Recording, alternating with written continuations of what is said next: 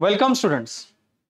MPSC ची तयारी करताना जे मुलं जे आहेत, जे आता मेन्सला तयारी करत आहेत, बऱ्याचशा स्टुडंटचा एक प्रश्न असतो, की इंडियन पॉलिटीची आम्हाला एखादी स्ट्रॅटेजी तरी सांगा, म्हणजे जे आम्ही कसे सब्जेक्ट्सला डील करू शकतो.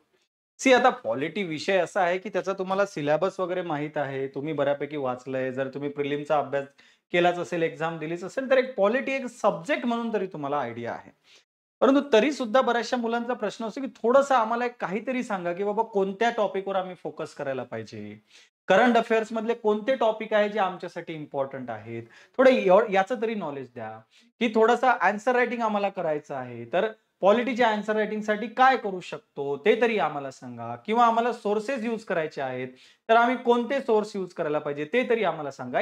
हा एक नॉर्मल प्रश्न आपल्याकडे पॉलिटीचा अभ्यास करणाऱ्या स्टुडंटला, आणि फक्त पॉलिटीचंच मी म्हणून सांगत नाही, वेगवेगळ्या सब्जेक्टच्या सुद्धा स्टुडंटला अशाच प्रकारचे डाउट्स येतात. मग त्यामुळेच आपण ही सीरीज चालू केलेली आहे. आज आपण पॉलिटी बद्दल समजून घेणार, की पॉलिटीचा कसा स्ट्रॅटेजी मी काय करू शकतो. तसेच वेगवेगळ्या सब्जेक्टची स्ट्रॅटेजीचे तुम्हाला हे स्ट्रॅटेजी लेक्चर्स आता येत राहतील. त्यामुळे न चुकता हे तुम्हाला पाहायचं आहे. आज पॉलिटी बद्दल समजून घेऊया. आता लक्षात घ्या, ज्यावेळेस आपण इंडियन पॉलिटी मेन्सचा आपण ज्याबद्दल बोलत आहे, त्यावेळेस आपल्याकडे पहा एक फिक्स सिलेबस आहे. प्रिलिमचं कसं आहे ना, की प्रिलिमचा आयोगाने असा कोणताही असा फिक्स सिलेबस दिलेला नाही. परंतु मेन्सचा दिलाय ना सिलेबस. पॉलिटीचाही प्रिलिमचा सिलेबस असा फिक्स दिलेला नाही. ते तर इतक्या वर्ष झाले आपण जे वाचतोय, जसे प्रश्न येत आहे, त्यावरून आपण एक सिलेबस बनवून ठेवलेला आहे.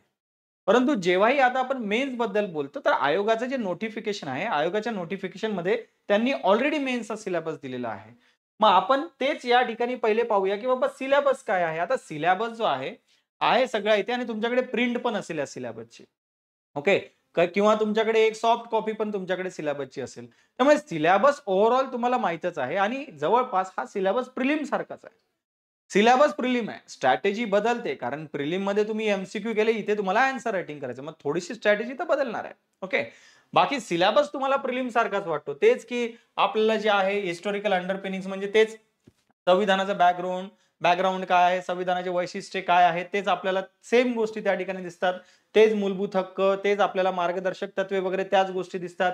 केंद्र राज्य संबंध, आंतरराज्य संबंधाचे centre state relation, inter state relation आहे, त्याच गोष्टी या ठिकाणी आपल्याला दिसतात.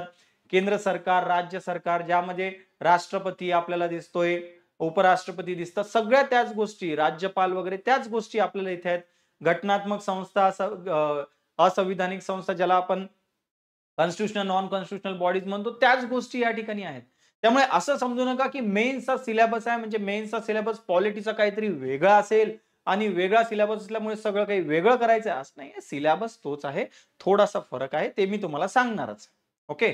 तर ते जिथे दिलेलं आहे पहा, सगळं काही केंद्र आणि राज्य सरकारबद्दल, तेच संघराज्य पद्धती, फेडरल स्ट्रक्चर बद्दल, तेच पंचायत राज बद्दल जे आहे, लोकल लेव्हल्सला विकेंद्रीकरण सत्तेचं, तेच पंचायत राज जे आहे, आपण शहरी संस्था, अर्बन लोकल बॉडी जे म्हणतो, त्याच गोष्टी इथे मेन्सला दिलेल्या आहे. Okay. Separation of A power म्हणजे काय, की न्यायालय जे आहे, किंवा सरकार जे आहे, किंवा आपले विधिमंडळ जे आहे, संसद, त्यांच्यामध्ये अधिकारांची विभागणी कशी झाली, या गोष्टी आपण पॉलिटीमध्ये पण पाहिल्या होत्या. त्याच गोष्टी आपल्याला इथे मेन्स, आपल्या जे प्रिलिमच्या सिलेबसमध्ये म्हणतोय तिथे पण होत्या. इथे मेन्सला सुद्धा तशाच तुम्हाला दिसत आहे. ओके. त्यामुळे या गोष्टी तर तुम्हाला सिमिलरच दिसतात. जसं संसद संसद आणि राज्य विधिमंडळ, पार्लमेंट आणि स्टेट लेजिस्लेचर, हे तर प्रिलिमला पण होतं. मग ते हे मेन्सला पण आहे. ओके. केंद्र सरकार, ज्युडिशियरी, न्यायपालिका, हे तर तुम्हाला प्रिलिमला पण होतं. मग हेच तुम्हाला मेन्सला पण दिसत आहे. परंतु दोन गोष्टी तुम्हाला वेगळ्या या ठिकाणी दिसतात. ते आहे comparison of Indian constitution scheme with that of other constitution, भारतीय संविधानाच्या इतर संविधानाची तुलना. हे तुम्हाला कुठेही प्रिलिमच्या सिलेबसमध्ये शिकवल्या जात नाही. ही वेगळी गोष्ट फक्त मेन्ससाठी आहे. त्यानंतर salient features of representation of people act, जो रिप्रेझेंटेशन ऑफ पीपल ऍक्ट आहे, लोकप्रतिनिधी कायदा 1951चा, हे पण वेगळं आहे. हे तुम्हाला प्रिलिमला शिकवल्या जात नाही. बाकी जो पूर्ण सिलेबस जर तुम्ही वाचला, तर जे की मी तुम्हाला एक बेसिक आयडिया पण दिली, त्यामध्ये तुम्हाला असंच वाटते, की हे तर आम्ही प्रिलिम मध्ये पण केलं होतं. ठीक आहे. त्यामुळे नॉलेजचं जर म्हणाल, की मला पॉलिटीच्या आन्सर रायटिंगसाठी किती नॉलेजची गरज आहे, तर बाळा, जे प्रिलिमला जे तुम्हाला वाचलेलं आहेस ना, तेवढ्याच नॉलेजमध्ये सगळं होतंय. फक्त या ठिकाणी काय आहे, थोड्याशा ज्या गोष्टी एक्स्ट्रा आहेत, जसं मी सांगितलं, भारतीय संविधानाची इतर संविधानाशी तुलनाचा चॅप्टर असो, की लोकप्रतिनिधी कायद्याचा चॅप्टर असो, इथे थोडंसं तुम्हाला एक्स्ट्रा करावं लागते.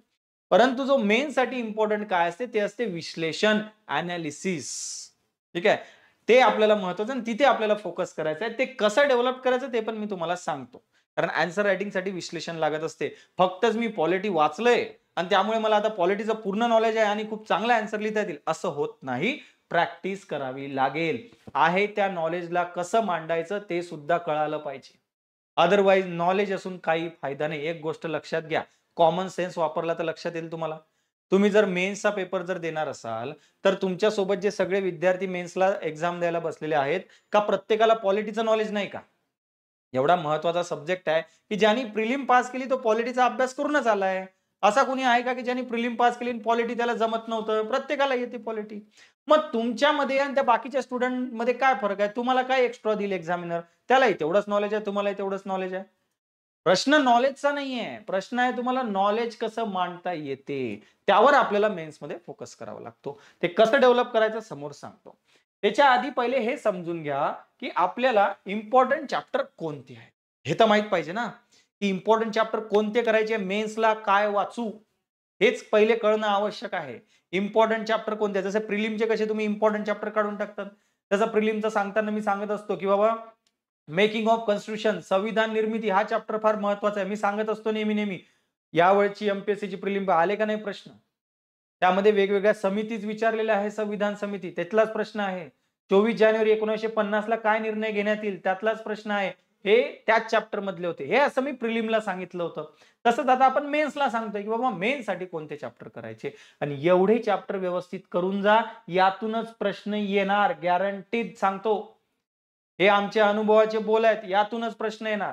मग या ठिकाणी चॅप्टर कोणते आहेत हे नोट डाऊन करून घ्यायचे आहे तुम्ही, की कोणकोणते आहे. विसरले तर व्हिडिओ डबल पहा, पण परंतु हे नोट डाऊन करून घ्यायचे. टाइम वेस्ट करायचा नाही. एवढं केलं की झालं. मग या ठिकाणी पहा इम्पॉर्टंट चॅप्टर कोणते आहेत. संविधानाची वैशिष्ट्ये, silent features of constitution important आहे. फंडामेंटल राईट्स, मूलभूत अधिकार important chapter. DPSP fundamental duties, राज्य धोरणाची मार्गदर्शक तत्वे आणि तुमचे फंडामेंटल कर्तव्य करावेच लागतात. हे मेन्स साठी सुद्धा इम्पॉर्टंट आहे.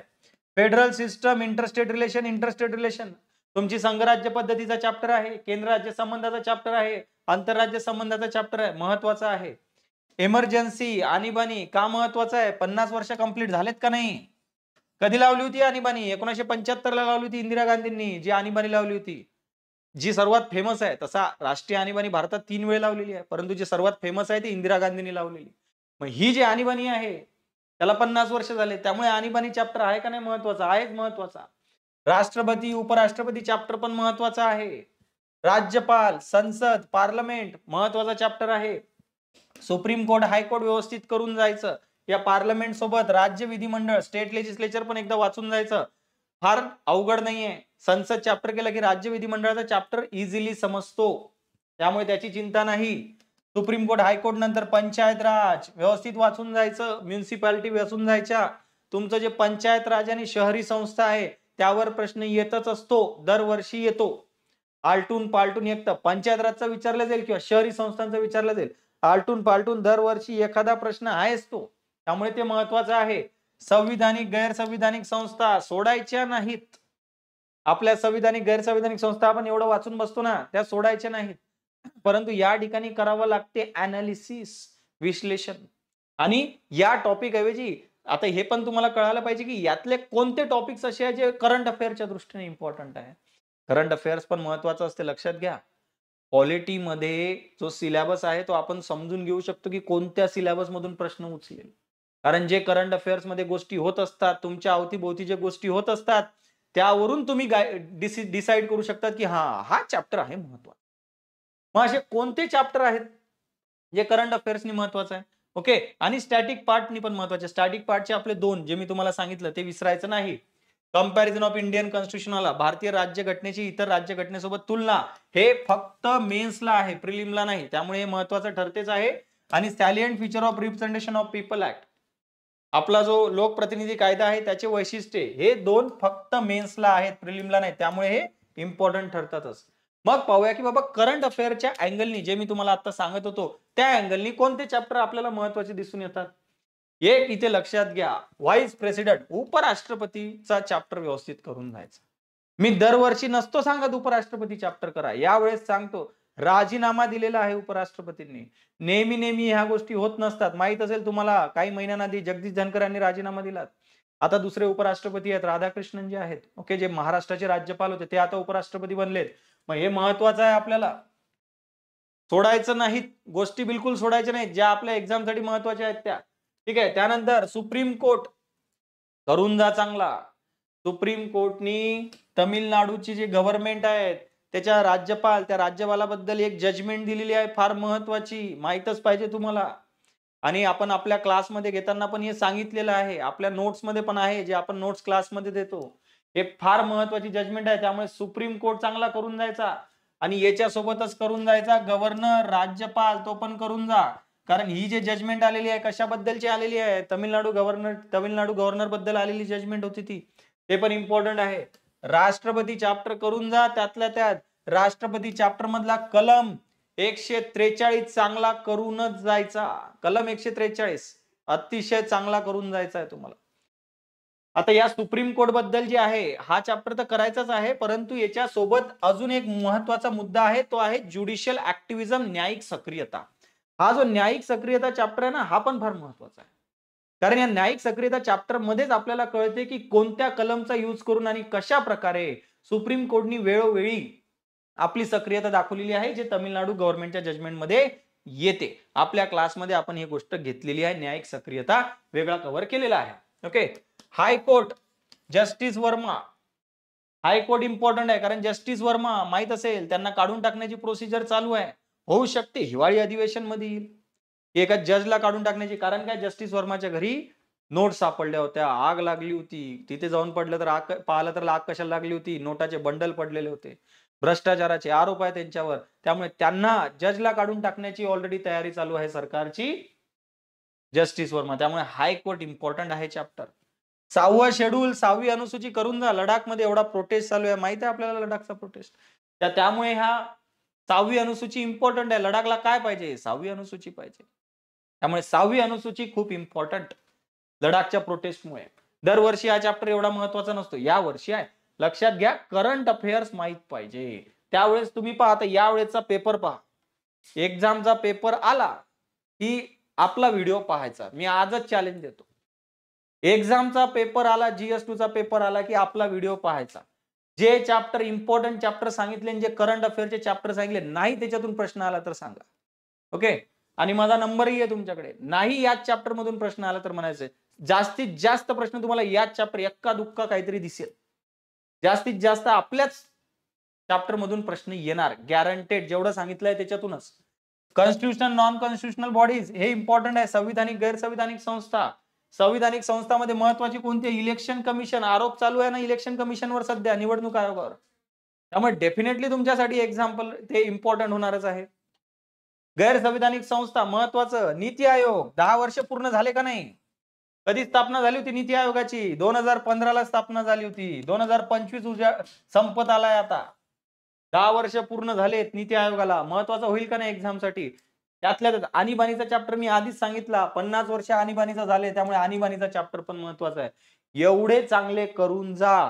भरपूर प्रश्न याच टॉपिक मधून येणार आहेत, कारण हे करंट अफेअर्स मध्ये होते. ते करंट अफेअर्स मध्ये का होते ते पण मी सांगितलंय, ते पण महत्वाचं आहे. त्यामुळे हे चॅप्टर व्यवस्थित करूनच जायचे, ऑप्शन नाहीये. एका दुक्का आउट ऑफ सिलेबस प्रश्न येऊन जातो. जसा इलेक्शन आणि इलेक्ट्रोल रिफॉर्म्स, इलेक्शन त्यावर प्रश्न एका दुक्का येऊ शकतो. आधी पण आलेला आहे, यावेळेस पण इलेक्शनवर आता अलिगेशन्स खूप आहे, आरोप खूप आहे.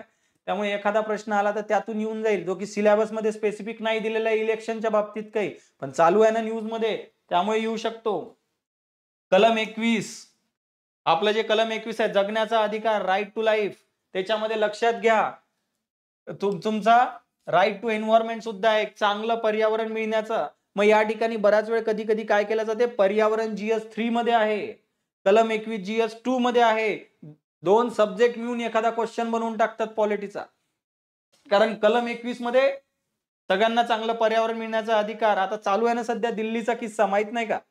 एवढा AQI वाढलाय, किती पर्यावरण खराब झालेलं आहे, प्रदूषण किती खराब झालेलं आहे. तिथे दिल्लीतले लोक सध्या आंदोलन करत आहेत. कशासाठी? आमचं कलम 21 वाचवा, आम्हाला याच्या अंडर हक्क द्या, आम्हाला चांगलं पर्यावरण, शुद्ध हवा द्या, कारण ते कलम 21 मध्ये ते आहे. मग अशा वेळेस एखादा प्रश्न आउट ऑफ येऊन जातो की 2 सब्जेक्ट मिळून एखादा प्रश्न काढला. हा 2 सब्जेक्ट कशामुळे झाला? कारण कलम 21 मध्येच पर्यावरण आहे. अशा गोष्टींवर नजर ठेवायची. करंट अफेअर्स मधूनच येतात ते, सिलेबस मध्ये एक्झॅक्ट मेन्शन नसतात हे टॉपिक असे, पण येऊन जातात प्रश्न. जसं की इथे एक PYQ दाखवतो पहा. हा असा प्रश्न आलेला आहे की while the national political parties favor centralization, the regional parties favor the state autonomy. जे राष्ट्रीय पक्ष असतात त्यांना केंद्रीयकरण, सत्ता आपल्याकडे पाहिजे असते, परंतु प्रादेशिक पक्षांना सत्ता आपल्याकडे पाहिजे असते, स्वतंत्र पाहिजे असते, असं का म्हटलं जाते? आपले जे इलेक्शनचे आपण 3-4 लेक्चर्स घेतलेले आहेत तिथं हे कव्हर केलेलं आहे आपण आपल्या ज्ञानदीप अकॅडमीच्या लेक्चर्स मध्ये.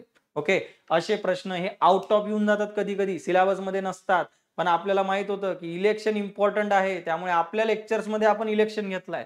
आपल्या ऑनलाईन बॅचच्या लेक्चर्स मध्ये सुद्धा ना ऑफलाईन बॅचच्या लेक्चर्स मध्ये सुद्धा आपण असे आउट ऑफ सिलेबसही सोडत नसतो. एक्झामचा पेपर आला की सगळं इन सिलेबस वाटलं पाहिजे, काहीच आउट ऑफ सिलेबस नाही वाटलं पाहिजे. त्यामुळे या गोष्टी पण आपण कव्हर केल्या. आन्सर रायटिंग, आता आन्सर रायटिंग पहा, PYQ पण इम्पॉर्टंट असतात, प्रिव्हियस इयर क्वेश्चन. आता MPSC चे तर नाहीत, UPSC चे तर आहेत, आहे तर तोच पॅटर्न. त्यामुळे आन्सर रायटिंग करताना थोडेसे PYQ घ्यायचे, प्रिव्हियस इयर क्वेश्चन उचलायचे आणि त्याची आन्सर रायटिंग करून पाहायची आहे. इथे काही क्वेश्चन दाखवलेले आहेत मी पॉलिटीचे पहा. या ठिकाणी काय म्हटलंय? डिस्कस इंडियाचा secular state compare with the secular principle of US constitution. भारताचं जे आहे आपलं सेक्युलरिझम, ओके, आपलं सेक्युलरिझमचा जो प्रिन्सिपल आहे आपल्या प्रिअम्बल मध्ये सुद्धा दिसून येतो, धर्मनिरपेक्षता.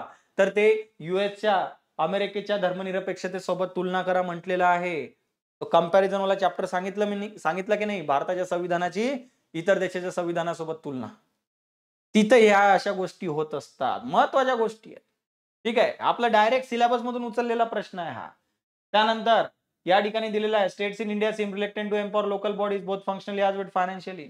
जे आपले राज्य आहे ते शहरी संस्थांना जास्त कार्य सुद्धा देत नाही आणि जास्त पैसा सुद्धा देत नाही, त्यामुळे ते त्यांना तेवढं एम्पॉवर करत नाही, विकसित करत नाही. चर्चा करा, अनालिसिस. शहरी संस्था का प्रिलिम मध्ये केल्या नव्हत्या का? परंतु काय प्रॉब्लेम त्यांना फेस होत आहे, त्याच्यासाठी काय सोल्युशन दिलं पाहिजे, हे सगळं महत्वाचं जे आपल्या लेक्चर्स मध्ये आपण कव्हर केलंय. ऑनलाईन बॅच असो का ऑफलाईन, आपण त्याच्यामध्ये सांगितलंय की काय काय प्रॉब्लेम्स येतात, पूर्ण लिस्ट दिली आहे मी. आणि दुसरा प्रशासकीय सुधारणा आयोग, सेकंड ARC नी काय रिकमेंडेशन दिले, शिफारसी दिल्या ते पण सांगितलंय. असे थोडे आयोगाची शिफारसी टाकले की मार्क येतात. या ठिकाणी व्हाईस प्रेसिडेंटवर आलेला प्रश्न होता, उपराष्ट्रपतीवर, की राज्यसभेचा सभापती म्हणून उपराष्ट्रपतीचे कार्य सांगा. सिंपल प्रश्न होता. असे सुद्धा प्रश्न आलेले आहेत, असेच प्रश्न येत असतात. ओके, त्यानंतर national commission for backward class, जो आपला मागासवर्गीयाचा जो राष्ट्रीय आयोग आहे त्याला आता घटनात्मक दर्जा देण्यात आलेला आहे. आपल्याला माहित आहे 102वी घटना दुरुस्ती. मग त्याला घटनात्मक दर्जा दिला तर काय फरक पडला ते सुद्धा सांगायचं आहे. ते सुद्धा असे सुद्धा प्रश्न येतात पहा. त्यानंतर राईट टू इन्फॉर्मेशनचा एक वेळ प्रश्न आला होता, माहितीचे अधिकार, ज्याच्यामुळे त्यावेळेस घटना दुरुस्ती झाली होती. 2020 सांगतोय, त्यावेळेस 2021चा प्रश्न आहे हा UPSCचा. त्यावेळेस माहितीच्या अधिकाराची दुरुस्ती झाली होती, घटना दुरुस्ती नाही, कायदा दुरुस्ती झाली होती. मग त्यावर आलेला प्रश्न होता. ओके, की यामुळे जे इन्फॉर्मेशन कमिशन आहे, जे माहिती आयोग आहे, त्याच्या अधिकारावर कसा परिणाम झाला, तशा टाईपचा प्रश्न होता. ठीक आहे, हे सुद्धा अशा सगळ्या गोष्टी आपण आपल्या लेक्चर्स मध्ये कव्हर केलंय, डोंट वरी. ओके, आणि हेच अनालिसिस इम्पॉर्टंट. इथे तुम्हाला एक गोष्ट लक्षात असेल, थोडं अनालिसिस पाहिजे. फक्त जसं तसं मी काय पाठ केलंय, मी सगळं करून बसलोय, मी रट्टा मारून बसलोय पॉलिटीला म्हणून उत्तर लिहिता येणार नाही. थोडं अनालिसिस, विश्लेषण. आता हे विश्लेषण कसं करायचं, आन्सर रायटिंग कशी तयारी करायची, हाऊ टू प्रिपेअर. मग त्यासाठी काय आवश्यक आहे की आपले क्लास नोट्स पहिले व्यवस्थित वाचा. क्लास नोट्स मध्ये फक्त आपण प्रिलिम कव्हर करत नाही, आपण क्लास नोट्स मध्ये मेन्स सुद्धा कव्हर करतो, सगळं मेन्स. जसा राज्यपालाचा चॅप्टर घेतला तर राज्यपालांवर का आरोप लागतात की तो फेवर करतो, पक्षपातीपणा करतो. मग त्याच्यासाठी काय करायला पाहिजे, तिथे सरकारी कमिशन आणि पुंची कमिशनच्या शिफारसी सुद्धा दिलेल्या आहेत, प्रॉब्लेम दिले, सोल्युशन दिलं, सगळं दिलंय आपण. त्यामुळे थोडे क्लास नोट्स जे आहेत आपले, क्लास नोट्स वाचायचे आहेत. ओके, नसतील तर घ्या, इम्पॉर्टंट आहे. मोस्ट इम्पॉर्टंट टॉपिक आत्ताच लिस्ट दिली मोस्ट इम्पॉर्टंट टॉपिकची, थोडंसं ते करा. इम्पॉर्टंट टॉपिक व्यवस्थित वाचून घ्या, ज्याच्यावर जास्तीत जास्त प्रश्न येतात.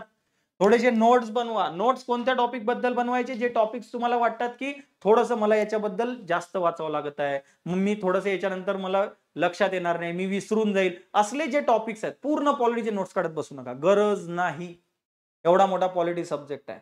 दुसरं पुस्तक छापाल तुम्ही जर नोट्स काढत बसाल तर. नोट्स पूर्ण पॉलिटीच्या काढायच्या नाही.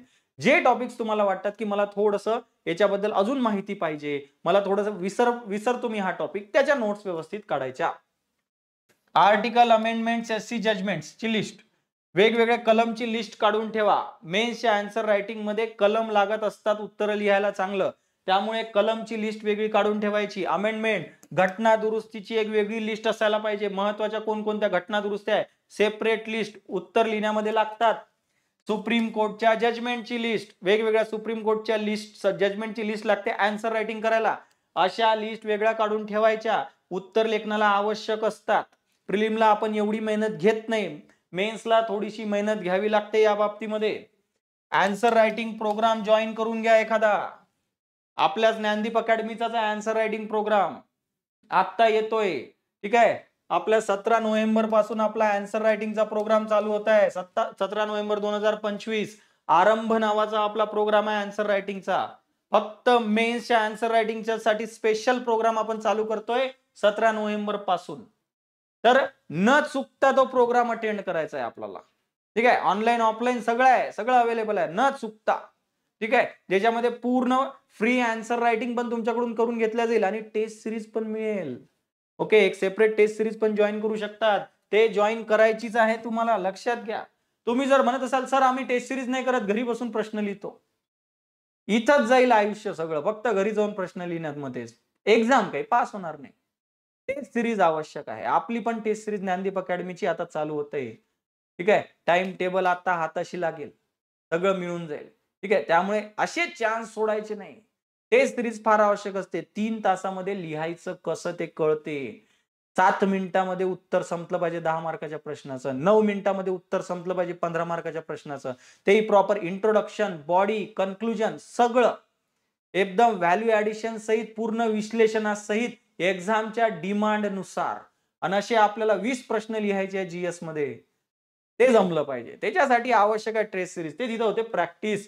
पीवायक्यू ची आन्सर रायटिंग करा जरा, इम्पॉर्टंट आहे. आपला जो प्रोग्राम आहे आन्सर रायटिंग प्रोग्राम, ज्याला मी आरंभ आत्ताच नाव सांगितलंय, 17 नोव्हेंबर पासून जो चालू होतंय, त्याच्यामध्ये पण आपण पीवायक्यू ची आन्सर रायटिंग करून घेणार आहे. पीवायक्यू ची आन्सर रायटिंग करायची आहे, ठीक आहे.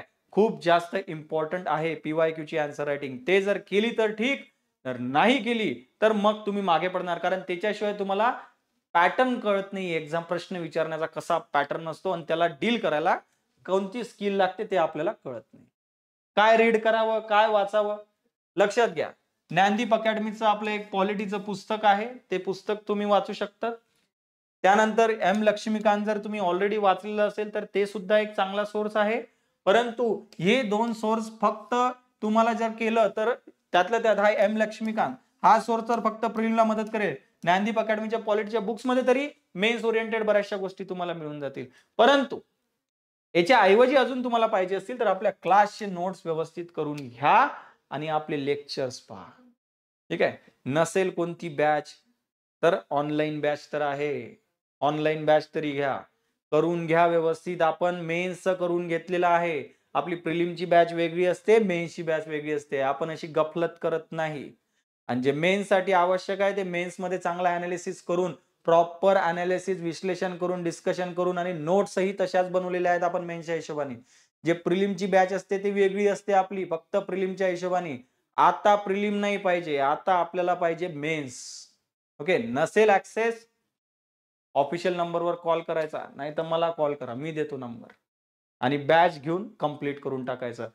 ऑलरेडी बॅच असेल, नोट्स असतील, नोट्स वाचून घ्या, पटापट नोट्स वाचून घ्यायचं, ठीक आहे.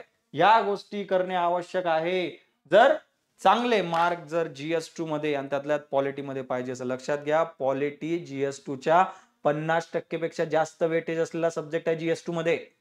250 पैकी 130, 135, 140 मार्कापर्यंतचे प्रश्न पॉलिटीचे येतात. त्यामुळे पॉलिटी फार महत्वाचा आहे. प्रिलिम मध्ये जसा महत्वाचा होता, मेन्स मध्येही चांगला मार्क देणारा आहे. तयारी व्यवस्थित करावी लागेल. ज्या गोष्टी मी सांगितल्या त्या लेक्चर मध्ये त्या गोष्टी फॉलो करा आणि त्याच्यानुसार तयारी करा. पहा मार्क येतात का नाही. बाकी एक्झामसाठी तुम्हाला all the best. Thank you so much.